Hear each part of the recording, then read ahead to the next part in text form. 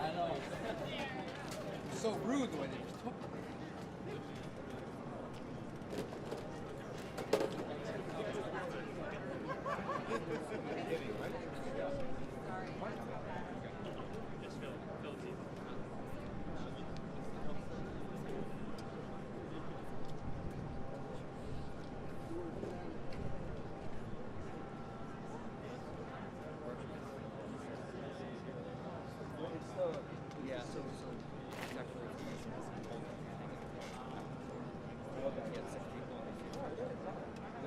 Great.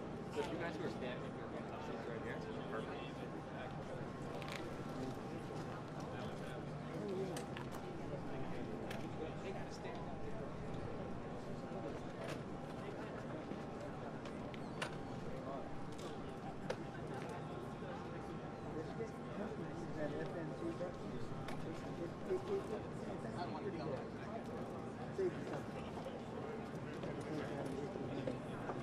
Teach him as much as you can. Teach him as much as you can. It's just a new camera.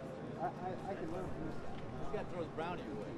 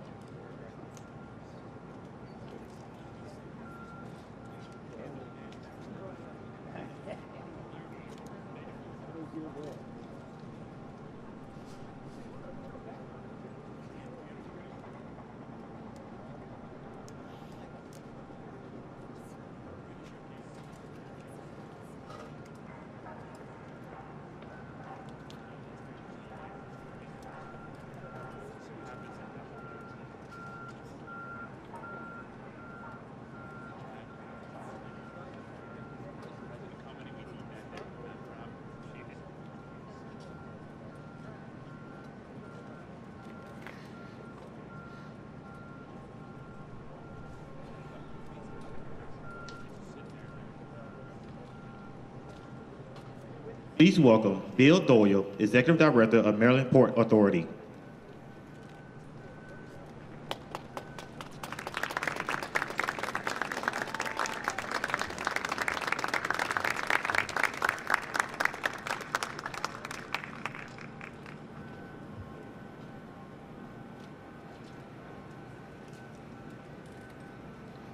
Well, good evening, everyone. Welcome to the Port of Baltimore. This is the best port in the United States of America. I want to thank the longshoremen, the ILA workers. You do a great job on this port. I want to thank the staff. I want to thank the state.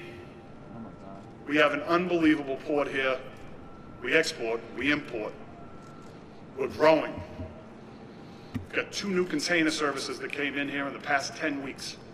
21 new ships on a weekly service because we're the least congested port in the United States and a major port in the United States. But you're going to hear more about that. What I'd like to introduce is the best governor in the United States, Governor Larry Hogan. Everybody give a big hand to Governor Larry Hogan.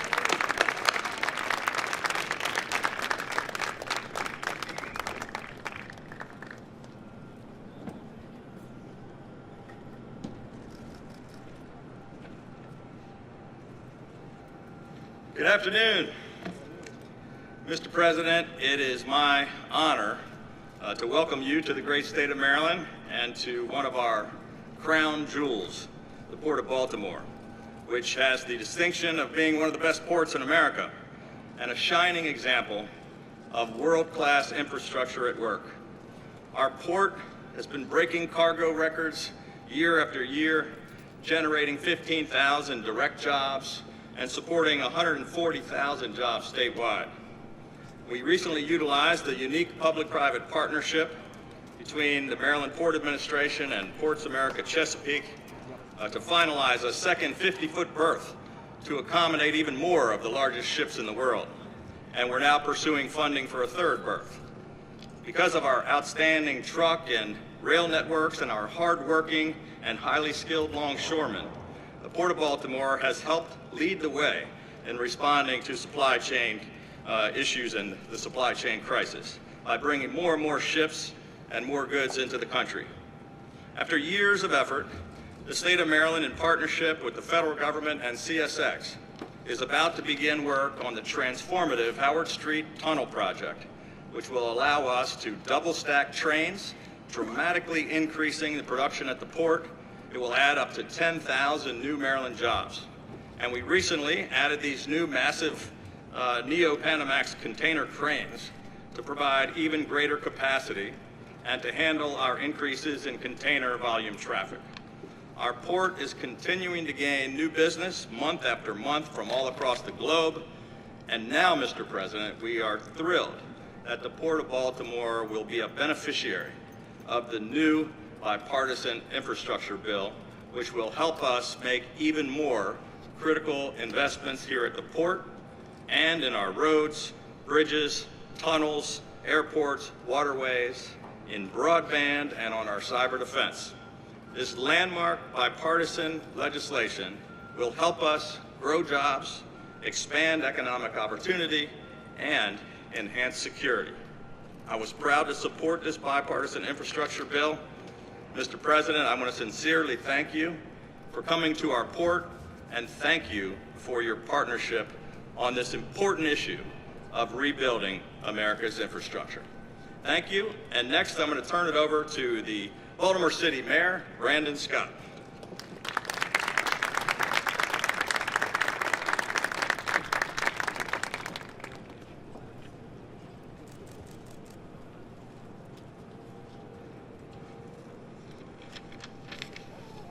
Good afternoon, everyone. I am excited to welcome President Biden back to Baltimore, or because, as he says, his family is from Baltimore, to welcome him home. The Port of Baltimore is special, not just because of its role in driving Baltimore's economy. It's special because of the women and men who operate this port and that they reflect the grit and tenacity that personifies our great city. This city, Baltimore, has played a significant role in writing the story of America and we will continue to write that story thanks to the ingenuity and determination of this port. Last April, I stood here with Secretary Pete Buttigieg as he reaffirmed this administration's commitment to Americans' ports and waterways. The Secretary called the bipartisan infrastructure plan a once-in-a-generation opportunity to transform our infrastructure. In the words of the President, he called it a BFD, a big deal. And Maryland's fearless delegation underscored, federal delegation, underscored the work that was needed to get this done and this plan's impact on rebuilding America and creating good-paying union jobs. That's what this is going to do. Thanks to the leadership of our federal delegation and President Biden, promises were made, and most importantly, promises were kept. The Biden administration is proving every day that government can deliver for its people. Our nation is healthier, safer, and more prosperous because of these efforts, but the President is continuing to deliver for people through his proposed Build Back Better agenda. In addition to the bipartisan infrastructure bill that was passed, this comprehensive agenda has the potential to lower barriers for low-income families, build an economy that truly works for all Americans. It is clear that we still have hard work to do and lots of loads to lift to make America the best version of itself, but our load is much lighter because we have a friend in Joe Biden that we can trust in the White House to do the work for all American people. Thank you, Mr. President. Thank you to our federal delegation for your continued leadership and for bringing the infrastructure bill home for Americans across the country, but also here in Baltimore City. And with that, I will turn it over to our wonderful, fabulous returning Congressman, Congressman Kwesi Mfume.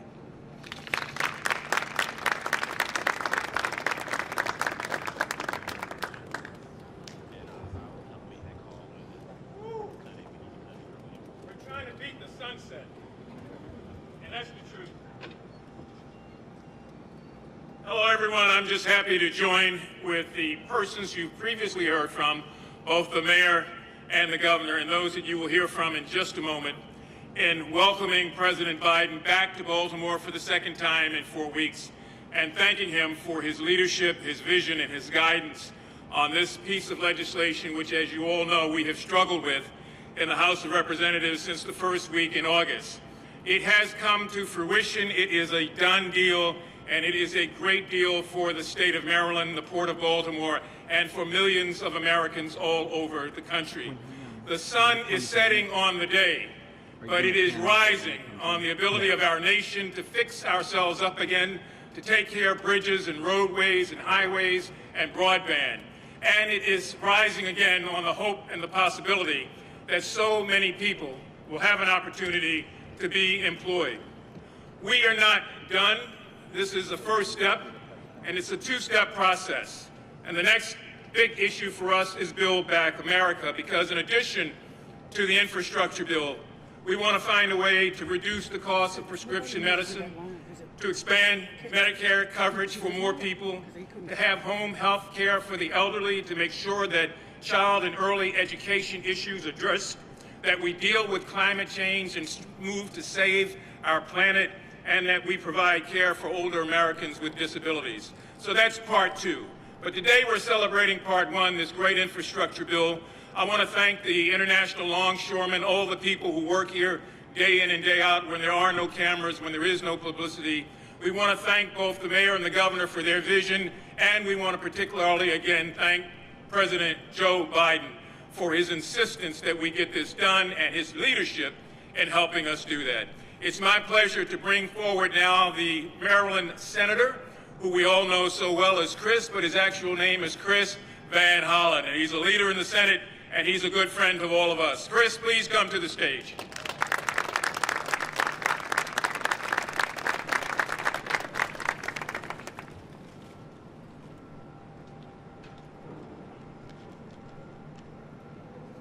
Well, good afternoon, Baltimore. It's great to be here at the port and welcome President Biden back.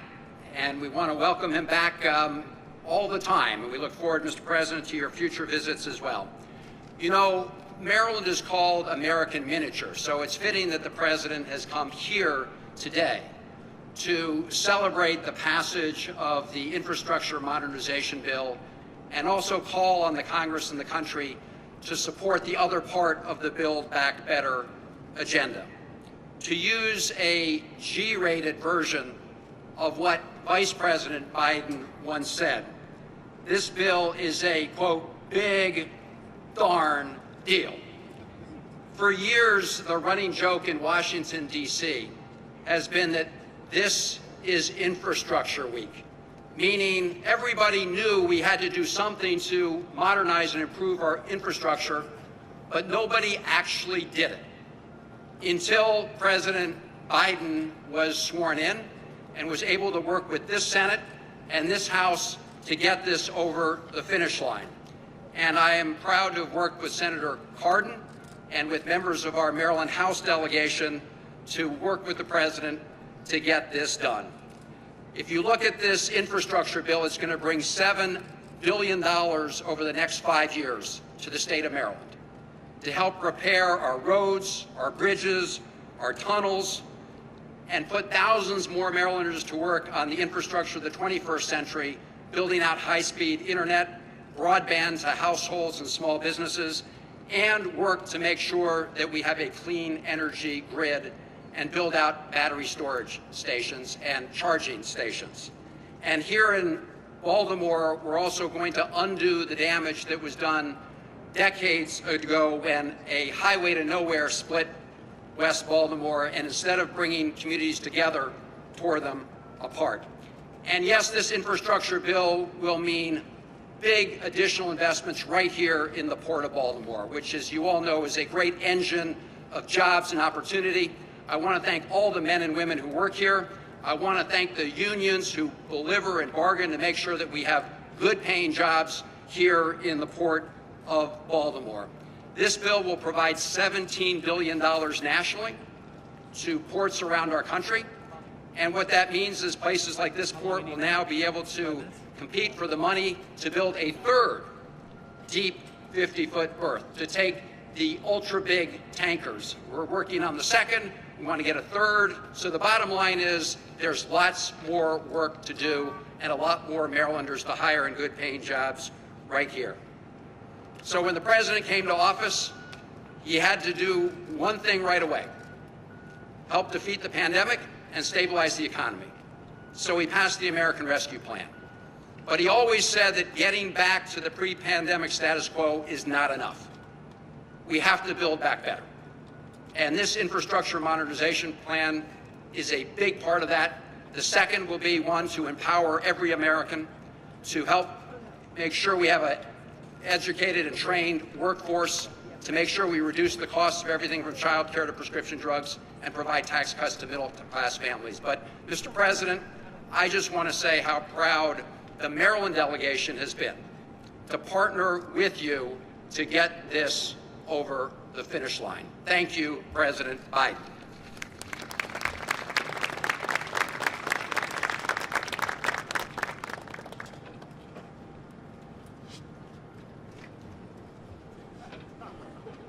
As you can see, we got a little bit out of order, but I want to welcome up a great colleague and partner, John Sarbanes.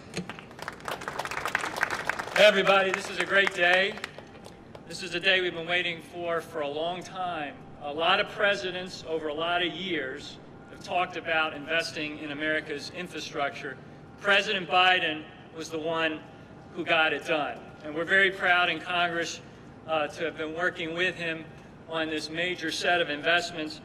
One of my proudest moments was last Friday at 12:30 in the morning when I cast my vote in favor of this Invest in America Act. I want to thank the leadership here at the Port of Baltimore, really unrivaled when you look across the country in terms of its management of this amazing resource for Maryland and really for the region and for the country. I want to salute the workforce, the professionalism, the skills that this workforce brings every day to the job is something we can all be incredibly proud of, and certainly the Maryland delegation talks about it every chance we get. This infrastructure bill, as has been mentioned, is going to invest in roads, bridges, tunnels, ports like the Port of Baltimore, broadband, and other things that can lift us up, public transit, railroads. It is going to be transformational for the country. There's no question about that. And the person we have to thank for that is the person that we're welcoming here today, President Joseph Biden, for his leadership on this. So, President Biden, thank you for coming back to Baltimore, as was mentioned, for the second time in the last few weeks. Thank you for shining a light on this port that we're all so incredibly proud of, and we look forward to working with the President to continue to make these life-changing investments for the American people. With that, let me introduce an incredible champion of the Port of Baltimore, Dutch Rubersberg.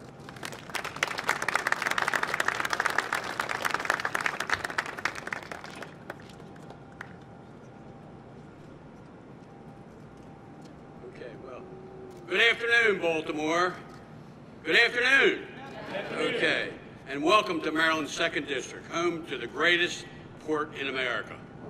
8 years ago, I welcomed then Vice President Joe Biden here to the Port of Baltimore as we announced a $10 million grant for the Fairfield Terminal. Today, it's no longer Vice President, just President. And $10 million seems like a paltry sum compared to the $225 billion headed to the Port of Baltimore and its counterparts around the country, thanks to the Bipartisan Infrastructure Investment and Jobs Act. And that doesn't include another $36 billion grants and funding for the Corps of Engineers that can compete for. I know the Port of Baltimore is eyeing that pot for our Mid-Bay Island dredging project. I've been representing the Port of Baltimore for nearly 20 years, and I always jump at the chance to brag about it. I'm so proud of what the port is achieving by investing in both technology and our union-backed workforce, as well as the private-public partnership that manages the port. The port is one of the largest job generators in the state of Maryland. Mr. President, your vision will make it even stronger. In Congress, I'm an appropriator, a steward of the taxpayers' money. It's a responsibility I take seriously. And as such, I'm always working to ensure we aren't just spending money, but we're investing in money. Clearly, rebuilding America's aging infrastructure is a safe investment. The return will be exponential. We're creating jobs, making our supply chains more resilient, and curbing inflation. I was proud to support the infrastructure deal in Congress without hesitation, and I look forward to supporting the rest of the Building Back Better agenda to keep Marylanders and our country moving forward. Thank you for being here. Now, I have the pleasure of introducing, who's going to help me?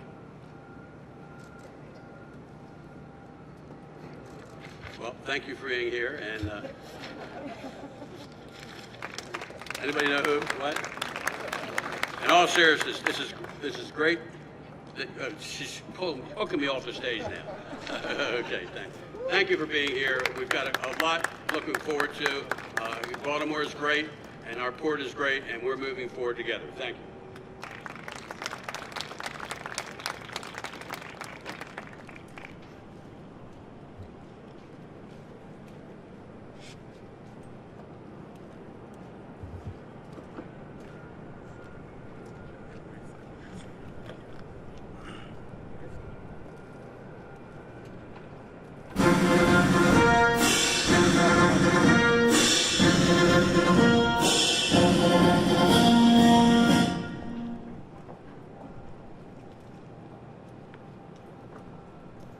Please welcome Tony Reva Sr., Foreman, International Longshoremen Association, Local 333, and the President of the United States, Joseph R. Biden, Jr.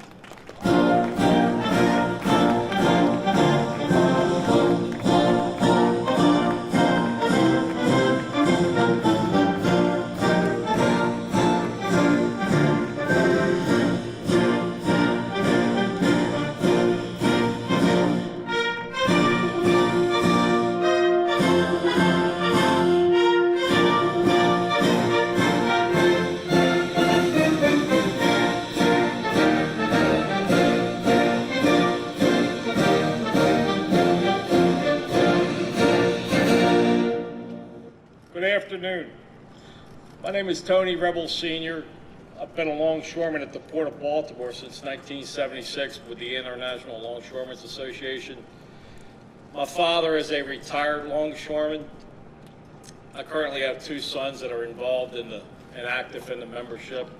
One is a crane operator, one is a lasher and a container gang over here at Seagirt Marine Terminal. The waterfront has benefited my family and many other hardworking families for centuries. The current ILA leadership, the union employers, local government, and continued investments toward infrastructure will ensure hardworking union members are enabled to continue to provide for their families and keep the hook moving. Let's keep the hook moving, move forward. If you work on the waterfront, you know what keeping the hook moving means, so you'll understand greatly. The infrastructure investment will benefit the Port of Baltimore and future generations for many years to come. At this time, I would like to introduce our President of the United States, Joe Biden. Thank you, thank you, thank you. We have an expression, we used to have an expression when I served in the Senate, Senator Van Hollen. It's when they want to make some statement that was personal, they say, a point of personal privilege.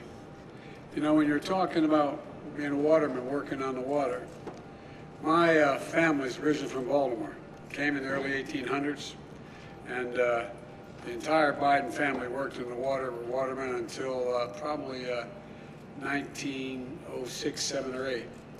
And my father was raised here in Baltimore. They don't say Baltimore, they say Baltimore. And so, you know, although they never worked at the port, they did work in the bay and along here. So, you know, this has been this one of the oldest ports in the country, continuously running, and one of the best ports in the country. And so, Tony, thanks for that introduction. And Mayor Scott, thanks for the passport into the city. Appreciate it very much. And I want to thank Governor Hogan for being here and members of the delegation. I want to start off with one of my best buddies, and I think one of the most effective people in the United States Senate, Chris Van Hollen. You need something, go to him, man. He knows how to get it done. And also Dutch Ruppersberger and a guy who I knew him when he was a kid. He doesn't remember me. I'm getting so old.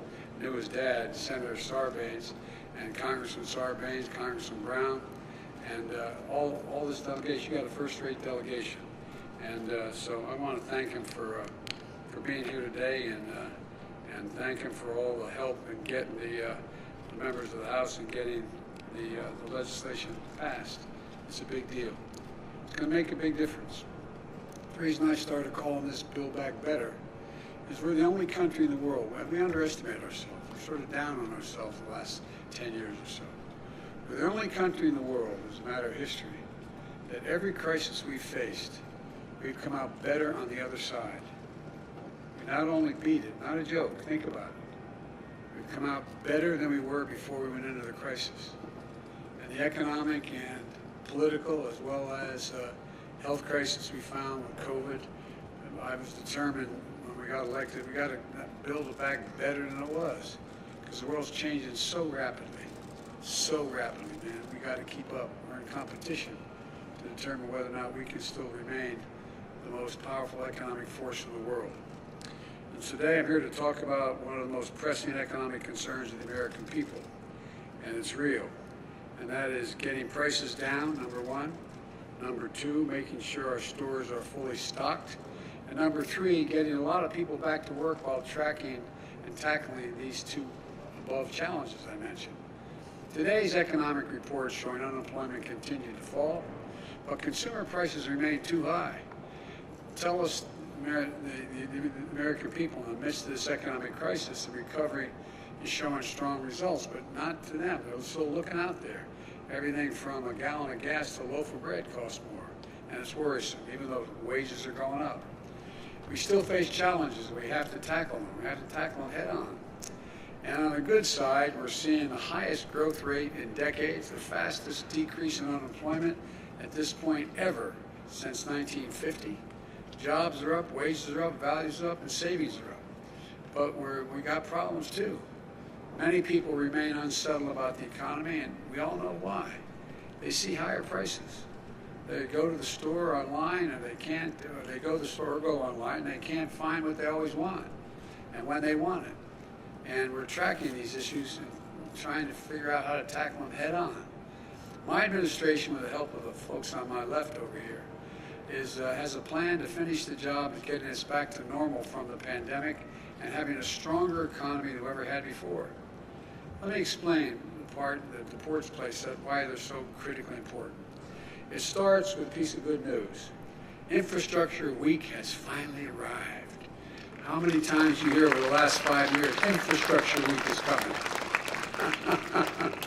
Yeah, Anyway, last week we took a monumental step forward as a nation.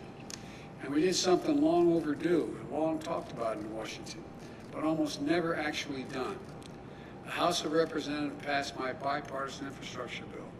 Along with other plans that I'm advancing, this bill is going to reduce the cost of goods to consumers, businesses, and get people back to work, helping us build an economy from the bottom up and the middle out, where everybody's better off. You know, I'm tired of this trickle-down economy stuff. I come from Delaware, just across the line up here, and you know, we have more corporations in Delaware than every other nation in the state combined. And so I understand big business. The fact of the matter is, it's time they start paying their fair share. The fact is, you have 55 corporations last year that in fact made $40 billion, didn't pay a single penny in taxes. Nobody's gonna pay more. If you make less than 400 grand, you're not gonna pay anything more in taxes at all, period. Guaranteed, including gasoline tax, not gonna additional from a federal government standpoint. And so look, this is a once-in-a-generation investment to create good-paying jobs, modernize infrastructure, turn the climate crisis into an opportunity. When I talk climate to other world leaders, I say, think one thing. We're dealing with climate, think jobs, good jobs, because that's how you beat the climate crisis. Put us on a path to win the economic competition of the 21st century. We face with China and the rest of the world. China's outspending us on research and development. China is outspending how these other countries are as well. And here's what I'm going to do. I'm going to create good-paying union jobs, union, not good job, not $12 an hour, not $15 an hour, $45 an hour and up with good benefits, so you can raise a family on and build the middle class out. And jobs that cannot be outsourced. You can't outsource these jobs. And I'm going to transform our transportation system with the most significant investment in passenger rail in the past 50 years. In roads and bridges, the most significant investment in 70 years. And investments in public transit that we've done over the period. You know, it's going to modernize our ports with $17 billion in investment. $17 billion in investment. We're going to reduce congestion. We're going to address repair and maintenance backlogs, deploy state-of-the-art technologies, and make our ports cleaner and more efficient. And we're going to do the same with our airports and freight rail. We're going to create jobs replacing lead water pipes that are here in Maryland as well as every other state in the union that are poisoning our kids and others. We're going to make high-speed internet affordable and available to everywhere in America.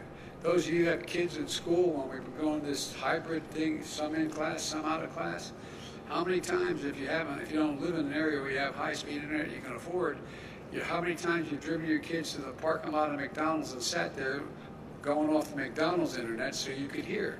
No, I'm not joking. Think of this, United States of America, for God's sake. So folks, we're going to build the first ever national network of electric vehicle charging stations all across the country. IBW is going to put in 500,000 charging stations across the country. And guess what? That's in the Recovery Act. Excuse me, that's in the Build Back Better bill, which is not going to raise taxes 1 single cent. It's totally paid for by making taxes work for people who make over 400 grand and just do their fair share. I'm a capitalist, man. You should be able to be a millionaire or billionaire if you can, but pay your fair share. Pay something along the line. I'm going to get America off the sidelines on manufacturing. Manufacturing of solar panels, wind turbines, batteries to store energy and power the electric vehicles, from school buses to automobiles.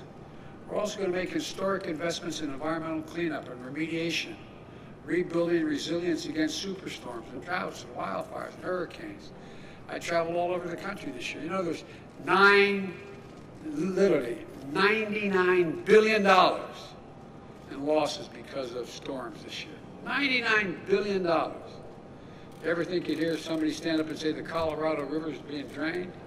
You ever think you'd go out, more wildfires in the West than the entire, and lost, land lost, homes lost, to burn to the ground. I've flown over in Marine One, than the entire state of New Jersey, from the Cape all the way to New York. That's how much we've lost in America. So far. According to economic experts, this bill is going to ease inflationary pressures, lowering the cost of working families. 17 Nobel laureates in economics wrote a letter to me about 10 days ago saying this is going to bring inflation down, not up. But best of all, the vast majority of these jobs we're going to create don't require a college degree. Don't require it. This is the ultimate blue-collar blueprint to rebuild America. I'm not waiting to sign a bill to start improving the flow of goods from ships to shelves. Yesterday, I announced a port plan of action. It lays out concrete steps for my administration to take over the next 3 months to invest in our ports and to relieve bottlenecks. This builds on the progress we've already made. Last month, I reached a deal with 2 of the largest ports in America, the Port of Los Angeles and Long Beach. And I met with you guys, with the longshoremen there, and we worked out a deal between the port owners and the longshoremen to move toward operating those 2 ports. Okay, 40% of everything in the Pacific comes through those 2 ports. And they're lined up, ships are lined up, 70-some lined up out as far as you can see. So they all agreed. We're going to go 24 hours a day, 7 days a week. It's already paying off. Last week, the number of container ships in the docks for more than 9 days fell by over 20%. And now we're announcing steps to improve ports in the East Coast, to provide support for the Port of Savannah, the 4th largest container port in the country, to help reduce congestion. With our help, they now have the funds they need to set up 5 new inland port sites in Georgia and North Carolina so goods can get closer to their final destination more quickly. And other ports across the country will have the resources they need to make these kinds of immediate investments as well. The challenge we need to meet here, and my plan is going to help address, has to do with the supply chain. You hear a lot about the supply chains in the news, but frankly, not a lot of people have a clear understanding, whether they have a PhD or they didn't go to school, about how a supply chain works. It says easy to talk about it, but what's the impact on the economy, let alone how to fix it? It's perfectly understandable because supply chains are incredibly complex. As long as goods and materials are getting where they need to go on time, there's usually no need to worry about the supply chains. But when global disruptions hit, like a pandemic, they can hit supply chains particularly hard. COVID-19 has stretched global supply chains like never before. And suddenly, when you go to order a pair of sneakers or a bicycle or Christmas presents for the family, you're met with higher prices and long delays, or they say they just don't have any at all. The reason for that last year has a lot to do with most companies how they make their products today. In simple terms, supply chain is just the journey that a product takes to get to your doorstep. Raw materials, plus labor, assembly, shipping, everything it takes to create the finished product. These supply chains are complex.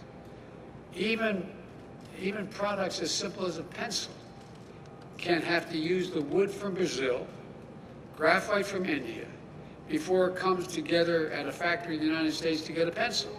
Sounds silly, but that's literally how it happens. So if all of a sudden you got COVID crisis in Brazil, you can't get the product maybe because the plant shuts down. That's what's happening. Products like smartphones. often bring together parts from France, Italy, chips from the Netherlands, touchscreens from New York State, camera components from Japan, a supply chain that crosses dozens of countries. That's just the nature of the modern economy, the world economy. The global supply chains have helped dramatically bring down the price we pay for things we buy. But they also made us much more reliant on what happens in other parts of the world.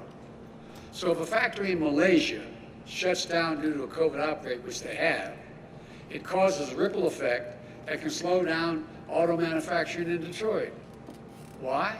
They can't get the computer chips they need. It's a climate disaster to close the port in China. It can delay shipment of furniture or clothing, reduce worldwide supply, and driving up prices here in America.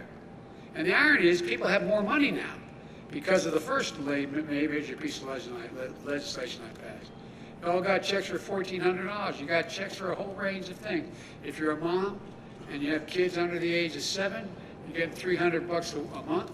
And if it's over 7 to 17, you're getting $360 a month, like wealthy people used to do when they get back tax returns.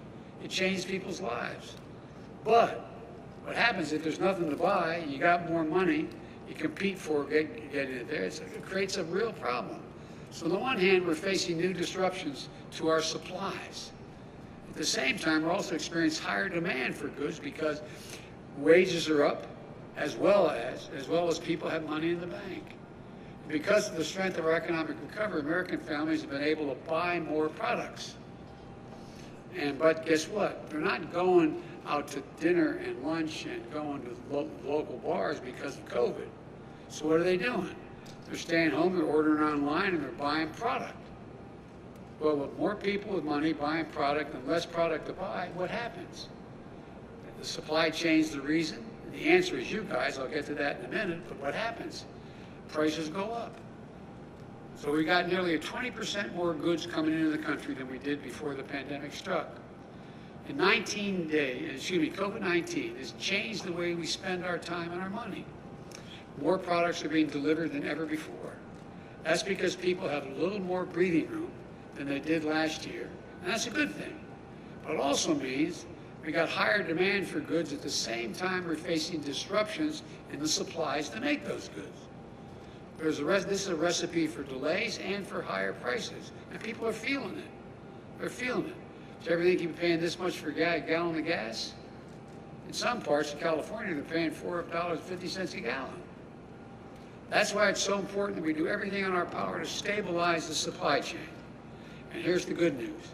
Yesterday, I spoke with the CEOs, personally spoke with the CEOs of the major retailers, Walmart, Target, and the leading freight movers, FedEx and UPS.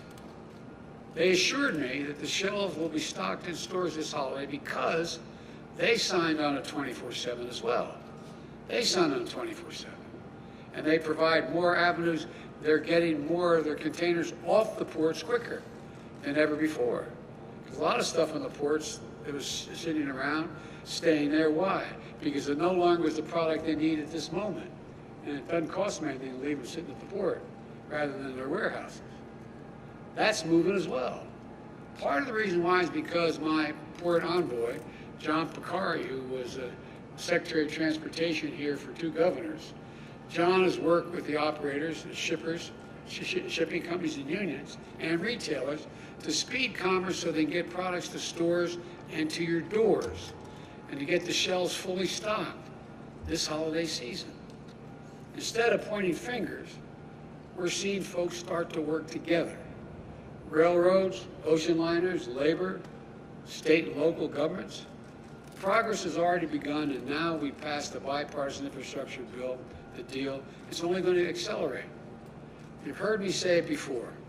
Infrastructure used to be rated in the United States as the best in the world when I got to the Congress. But today, according to the World Economic Forum, you know where we rank in infrastructure? 13th in the world. 12 countries in the world have more modern, efficient infrastructure than the United States of America. By investing in our roads, our bridges, our ports, and so much else, this bill is going to make it easy for companies to get goods to market more quickly. Here in Baltimore, you've got a port that's older than America itself. and it's been operating for 315 years. By the way, got any Marines here? Any former Marines? Raise your hand. Well, if you're here as a Marine, happy birthday. It's your 247th birthday of the United States Marine Corps. They deserve some applause. Look, this port is connected to the nation's oldest rail line, the B&O Railroad, which in turn relies on the tunnels that are about 126 years old, those tunnels, okay? The tunnel has become a major bottleneck to the port. Now, the Port of Baltimore will be getting a $125 million grant to upgrade that tunnel. So freight trains can come double stacked through that tunnel. Double stacked with these cars, with containers on top. Twice as much. They move out a hell of a lot more quickly if they're imports going out, but if they're exports going across the ocean. That means in addition to more good jobs being filled, more products on shelves, delivery faster and lower prices, it's about taking a long-term view of our economy to deliver lower cost, more jobs, and ensure our shelves are stocked with product. And the longer-term view means building greater resilience to withstand both the shocks and disruptions that we can anticipate as the world continues to change. Pandemics, weather extremes, cyber attacks, whatever else comes our way, and they're all going to come our way. You know it. We need to be ready. We need companies throughout the supply chain to create and support good-paying jobs for people that they can grow in, build skills in, join a union, make a decent living. That's when disruption hits. So when disruption hits, companies can quickly adapt because they're invested in their workers, their skills, their training, and a strong foundation of what I always think unions in my family, I think of dignity and respect. That's what it's about, dignity and respect. Taking a longer-term view also means making Buy American, not just a promise, but an ironclad reality. When I got elected, I said, I get to spend, quote unquote, $600 billion a year money, making everything from aircraft carriers to balloons. But guess what? So much of it has been going out and getting foreign contractors to do it. Well, this administration has been doing, we set a new rules to strengthen our domestic supply chains with new Made in America office within the White House. Never again should our country be left unable to produce critical goods because we don't have access to the materials we need. Never again should we have to rely on one company or one country, particularly when a country doesn't share our values. I've said it before, we're in a competition for the 21st century. Who's going to own it? America still has the most productive workers in the world and the most innovative minds in the world. That's not hyperbole, that's a fact. But other countries are closing in. We risk losing our edge if we don't step up now. This bipartisan infrastructure bill is a major step forward. It represents the biggest investment in ports in American history. And for American families, it means products moving faster and less expensively from factory floor through the supply chain to your home. The bottom line is this. With the bill we passed last week and the steps we're taking to reduce bottlenecks at home and abroad, we're set to make significant progress. We're already in the midst of historic economic recovery. And thanks to those steps we're taking, very soon we're going to see the supply chain start catching up with demand. So, not only will we see more record-breaking job growth, we'll see lower prices, faster deliveries as well. This work is going to be critical as we implement the infrastructure bill and as we continue to build the economy from the bottom up and the middle out by passing the Build Back Better plan. We need to unlock the full might and dynamism of our economy, guys, and of our people. I really mean it. And with this plan, we've set in motion that's what's exactly what we're going to do. We're going to build a better America, not a joke. We're going to lead the world again, not a joke. We're going to be in a position where we once again own the 21st century. Because when we own it, everybody does better. Everybody, not only America, but around the world. Sorry it takes so long, the sun's down. You don't have any sweater on, you're going to freeze. I'm going to stop talking. Man with as little hair as mine just took his hat off. I put it back on. You're going to get cold if I don't get stuff down. But look, all kidding aside, I want to particularly thank the Longshoremen. You guys, as an old expression up in Claymont, Delaware, I was from, you all brought me to the dance, man. You've stuck with me from the first time I ran. And you've stepped up every time you've been asked. Every time you've been asked. And I want to personally thank you while I'm standing in front of you. God bless you all, and God bless all the workers to keep our economy going. And may God protect our troops. Thank you so very much. Thank you.